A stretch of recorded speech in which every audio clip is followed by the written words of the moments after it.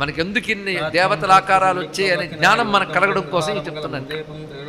ఒక శబ్దం కూడా ఋషులు తయారు చేసింది కాదు, వాళ్ళకి వినబడుతుంది. ఎలా వినబడుతుందంటే వాళ్ళ తపస్సు చేత వాళ్ళకు ఒక ప్రజ్ఞ వస్తుంది, అతీంద్రియ ప్రజ్ఞ అని. ఆ ప్రజ్ఞకి ఆ శబ్దం వినబడుతుంది, రూపం కనబడుతుంది. అలా కనబడే రూపాన్ని వాళ్ళు వర్ణిస్తారు, దాని ధ్యానం అంటారు. వినబడిన శబ్దాన్ని అందిస్తారు, దాని మంత్రం అంటారు. అది వాళ్ళకి దర్శనము, మనకి ధ్యానం. ఎంతవరకు ధ్యానం అంటే దర్శనమయ్యే వరకు. ఇది ధ్యానించిన దానికి ఒక ప్రభావం ఉంటుందండి, ఇందులో సందేహం లేదు. చాలా కాలం క్రితం జరిగిన ఒక చిన్న సంఘటన చెప్పుకోవాలి.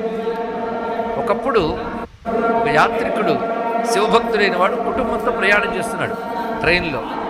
వెళుతూ ఉండగా హఠాత్తుగా ఒక చోట ఉగ్రవాదుల ప్రయోగం ఏదో జరిగి ఒక బ్రిడ్జి దాటగానే మరొక బ్రిడ్జి మధ్యలో ట్రైన్ డిరైల్ అయిందండి మొత్తం.